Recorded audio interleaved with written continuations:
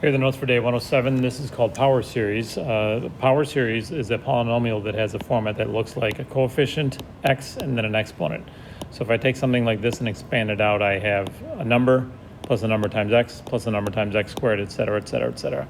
If I need to shift this left or right, then I'm just going to take my x and subtract or add a constant to it. So a power series centered at c, x minus c, x minus c, x minus c.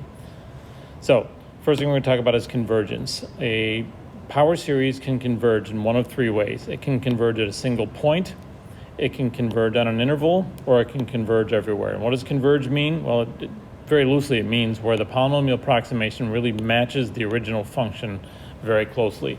You'll see pictures of this when we look at it in class, but a point means that the polynomial approximation only matches the function really at one spot, not very useful.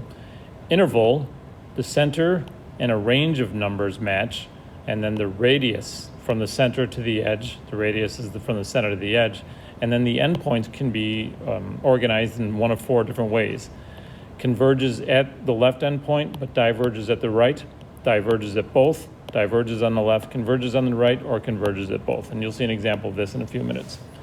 And then best case scenarios where the polynomial approximation matches the original function everywhere. So as we add more and more terms, the width of the interval keeps increasing so that the two are identical or close to identical.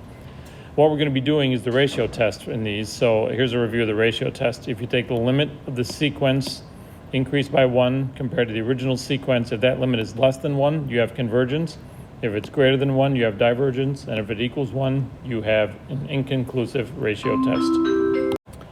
So this slide is blank because in class I would have shown you what interval of convergence looks like. I will be demonstrating these, but I'm not sure I can get the animations into this video. So first example, here's a power series and it matches some sort of a function, and we want to know where this power series converges onto that function. I know it's a power series because if I substitute 1, 2, and 3 and look at the pattern that's happening, I have x squared, x to the third, and then some sort of a constant, which is 1 over root 2, 1 over root 3, et cetera, et cetera.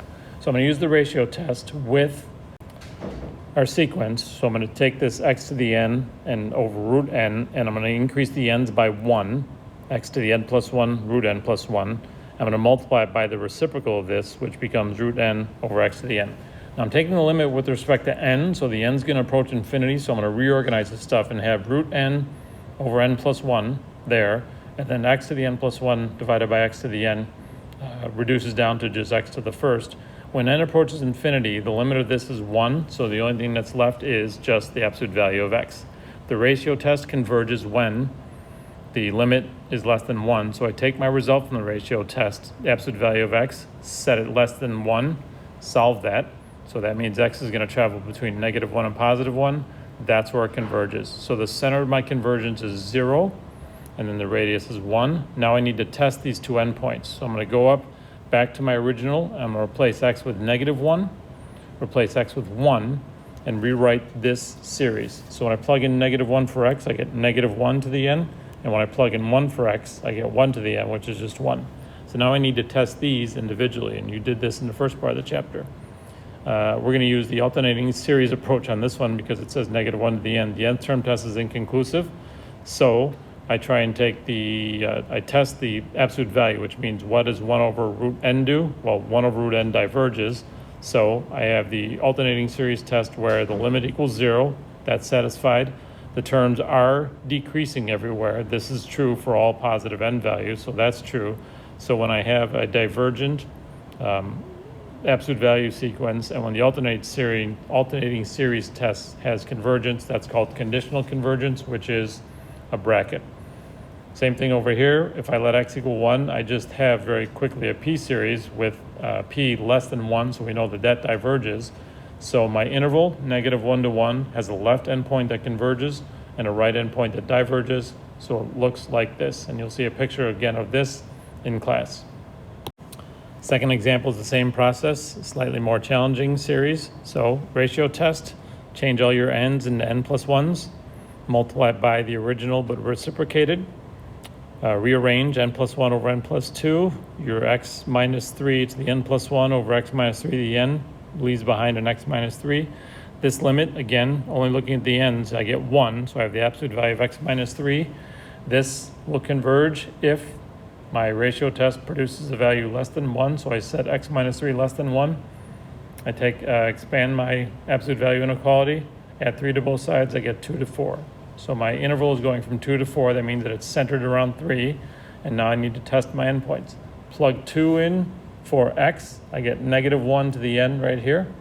Plug 4 into x, I get 4 minus 3, which is 1, so positive 1 to the n.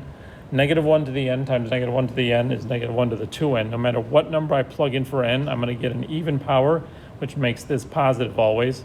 So I've got this. We know that this diverges because it's harmonic. Second case, I still have alternating, so I'm going to do the alternating series test right away. Limit of that quantity is indeed 0, and it is also always decreasing for all positive n values, so this converges. Notice that we don't really care whether it converges absolutely or conditionally. So in the previous one, maybe did a little bit too much work, but I know that this converges. So left endpoint diverges, right endpoint converges. Interval goes from 2 to 4, and again, centered around 3, and I know that the radius is 1. So last topic, if you have a power series, which looks something like this, okay, centered around C, could we take a derivative and or an antiderivative? Yes. Doing it by hand, when I expand out, plug in n equals 0, n equals 1, n equals 2, I get this. And when I go to take the derivative of a constant is nothing, that disappears. The derivative of a1 times x is just a1. The derivative of a2 times x squared is 2a2x to the first, okay, et cetera, et cetera. And if I observe the pattern here, I can rewrite this into series form by saying what I have is, as n equals 1 to infinity, n times a sub n, x minus c to the n minus 1. So if you notice, my original index started at 0. When I took my derivative, I'm now starting at 1. So there is a bit of an index change when you take derivatives.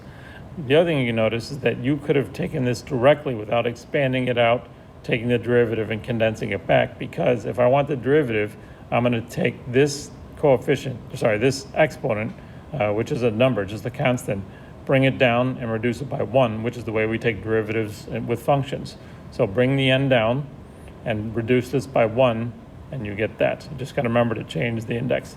For antiderivatives, it's the same thing. I could write this out and take the antiderivative term by term, get a new series, and then try and combine it back into condensed form. But if I just look at this n, the antiderivative of something raised to the n power is 1 over n increased by 1, and then the exponent is also increased by 1 with that coefficient a sub n sitting out front and with the constant added on.